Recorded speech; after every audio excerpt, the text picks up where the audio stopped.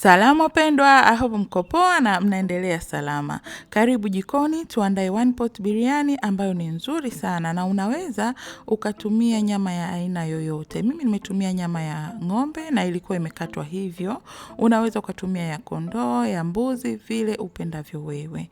Baada ya hapo nilikwenda nikaongeza kitunguu thomu, nikaweka tangawizi na weka kiasi au kulingana na wingi wa nyama ambayo uko nayo.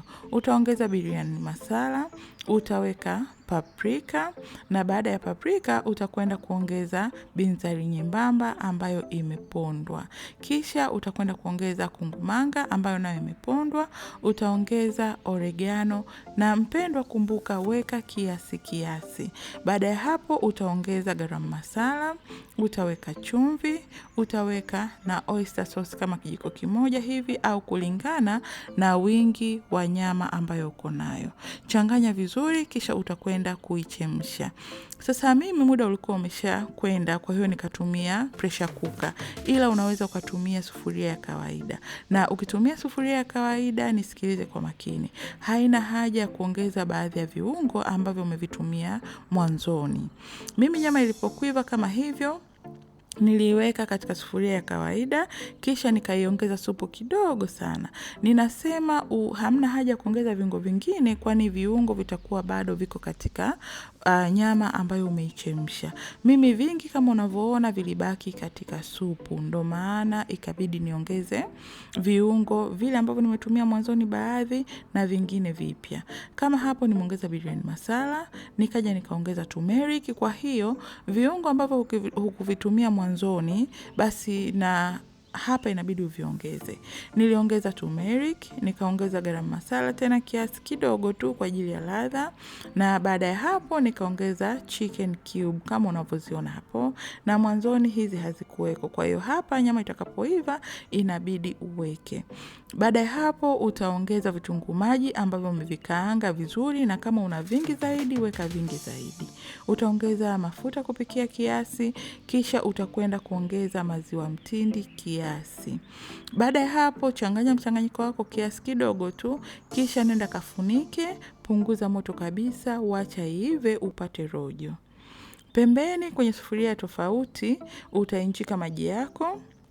Kisha utaongeza binzari nyembamba nzima, utaweka hiliki, star anise, black pepper, utaongeza mdalasini, pamoja na curry leaves, na bila kusahau chumvi kiasi. Maji yatakapochemka kama hivyo, utakwenda kuongeza mchele. Mchele ni vyema ukatumia basmati rice kama nilivyofanya hapo, na tayari huu nilisha ukosha vizuri. Utafunika na uache uive kwa kama 70% hivi, na pembeni mboga ikisha kamilika na kupata rojo zito kama hivi inakuwa imekamilika. Hakikisha rojo lako ni zito. Na mchele utakapoiva kama kwa 70% hivi utakwenda kuuepua na kuuchuja. Kisha baada ya hapo utachukua sufuria tofauti. Unaweza ukaweka mafuta ya kawaida chini au ukaongeza siagi kama mimi nilivyofanya na utaanza kutengeneza layer zako. Mimi nilianza kwa kuweka wali ule, nikaweka chumvi kiasi, baada ya hapo nikaweka nyama. Kwa sababu nyama ilikuwa ni kiasi kidogo na chakula nilikuwa ninapika kiasi kidogo tu, niliweka zote. Baada ya hapo nilikwenda nikaongeza pia layer nyingine ya wali kama unavyoona, kisha nikaongeza lile rojo ambalo ni zito kama hivyo unavyoona. Hakikisha rojo yako ni nzito. Baada ya hapo niliongeza vitunguu maji nilivyovikaanga vingi tu vya kutosha, kisha nikaongeza vitunguu majani kwa ajili ya ladha au spring onion. Baada ya hapo niliongeza wali kama hivyo unavyoona, kisha nilikuja nikaongeza siagi kiasi kidogo tu na rangi kiasi kidogo. Na kama so mtumiaji wa rangi unaweza ukaweka saffron. Baada ya hapo niliongeza parchment paper, punguza moto kabisa, wacha chakula kiive. Na unaweza ukapambia kwa makaa utakapofika hii stage. Chakula kitakapoiva utakichambua tu, sio lazima ukikoroge kwani unakwenda tu kukimimina katika sinia au sahani ya kuserve. Utaacha kama dakika 4 hivi hadi 5. Baada ya hapo kitakuwa kiko tayari kwa ajili ya kuliwa. Mpendwa, hii recipe ni nzuri sana ukiwa makini, na nina imani mtaenjoy.